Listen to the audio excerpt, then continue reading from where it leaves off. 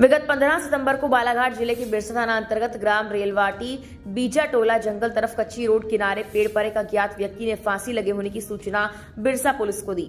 सूचना मिलते ही थाना बिरसा पुलिस मौके पर तत्काल पहुंची। मौके पर मर्ग कायम कर जांच में लिया। पीएम रिपोर्ट में प्रथम दृष्टया आत्महत्या बताई गई, लेकिन परिवार वालों ने हत्या की आशंका जाहिर की। कार्रवाई के दौरान सूचना प्राप्त हुई कि मृतक कचरू साहू के गांव के निवासियों द्वारा हत्या के संदेह पर उसी के गांव के निवासी रघुनाथ साहू को उसके घर में आग लगाकर उसकी हत्या कर दी गई। प्रकरण को गंभीरता से लेते हुए मृतक के संबंधित साक्ष्यों के कथन लिए गए। मृतक के मोबाइल नंबर और संदेहियों के नंबर सीडीआर प्राप्त कर गहनता से एनालिसिस हुआ। अलग अलग संदेहियों से पूछताछ हुई। मुखबिर द्वारा गोपनीयता से सभी संदेहियों के संबंध में जानकारी प्राप्त की गई। जांच के दौरान संदेहियों से लगातार पूछताछ हुई, लेकिन संदेहियों के द्वारा गुमराह किया जाता रहा। लेकिन संदेही टेकचंद पटेल द्वारा बताया गया कथन, उसके सीडीआर के एनालिसिस से उसकी गतिविधि के संबंध में संदेह हुआ और शुरुआती लीड मिली। बाद में गहनता से जांच कर सभी संदेहियों से अलग अलग पूछताछ कर हत्या का खुलासा इस प्रकार हुआ कि पूर्व प्लान के मुताबिक टेकचंद पटेल, रोशन साहू, दिनेश साहू, राखीलाल हिरवाने के द्वारा मृतक कचरू साहू को उसके ही गमछे से पेड़ पर फांसी पर लटकाकर हत्या की गई। मामले को लेकर अपराध पंजीबद्ध कर सभी आरोपियों को गिरफ्तार कर लिया गया। आरोपी दिनेश, रोमन, राखीलाल ने पूछताछ में बताया कि मौके पर जाकर कचरू को डंडे से मारकर गमछे से उसका गला घोंटकर बेहोश किया। टेकचंद मौके से भाग गया। प्रकरण को आत्महत्या दिखाने के लिए पास के जंगल के पेड़ पर कचरू के ही गमछे से फांसी पर टांग कर हत्या कर दी। साक्ष्य को इधर उधर गायब कर दिया। आरोपी दिनेश और रोमन ने पूछताछ में कहा कि शिव प्रसाद उर्फ कचरू साहू कुछ दिन पहले दिनेश साहू के परिवार को समाज में शामिल किया गया, लेकिन कचरू साहू के कारण समाज ने फिर से समाज से निकाल दिया। मृतक द्वारा अपने साथियों के साथ दिनेश और उसके पिता रघुनाथ साहू की पिछले साल हत्या का प्रयास किया गया था और मुकदमा भी इनके ऊपर थाने में करवाया था। पिछले साल कचरू ने दिनेश की मां को साजिश कर सरपंची से हटवा दिया। मृतक ने दिनेश के पिता रघुनाथ साहू पर अपनी पत्नी के साथ छेड़खानी का झूठा मुकदमा करवाया। रोमन साहू के परिवार को लंबे वक्त से समाज में शामिल नहीं किया गया। रोमन साहू के खेत को जानवरों से चरवा दिया था और खेत के घर में आग लगा दी थी।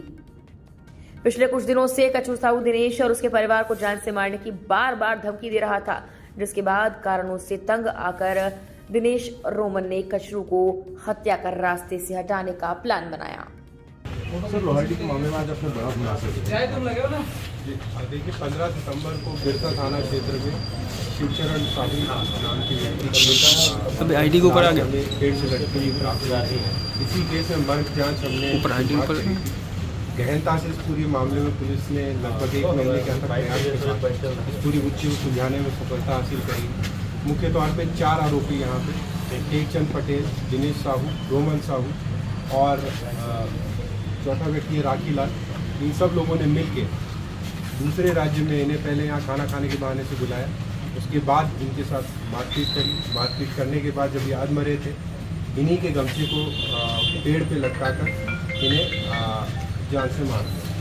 पूरे घटनाक्रम में चूँकि एक संवेदनशीलता बनी हुई थी शुरू से ही, तो प्रत्येक एंगल को हमने बहुत ही बारीकी से जांच करी।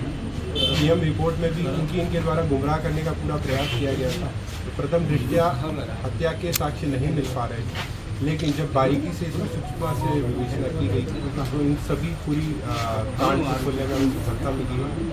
इनके द्वारा पुलिस को गुमराह करने के लिए दूसरे राज्य में आके इस घटना को कारित किया जाना, प्लस घटनास्थल पर साक्ष्यों को इस प्रकार से छुपाया गया कि ये हत्या न होकर एक आत्महत्या प्रतीत हो, इसकी ओर भी एक सक्रिय प्रयास इनके द्वारा किया गया है। पूरे घटनाक्रम में बिरसा थाना की टीम ने बहुत अच्छी मेहनत करी है, जिसके लिए इन्हें 10,000 रुपये के इनाम की आज में घोषणा कर। सर, पूरे तो मामले और भी लोग इसमें शामिल हो सकते हैं।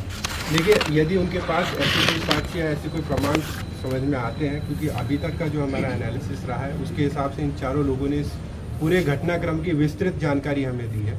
यदि अन्य साक्ष्य आते भी तो अभी भी विवेचना के अंदर हम उसको शामिल कर सकते हैं। हत्या के बाद ये जो आरोपी हैं वो कहाँ थे?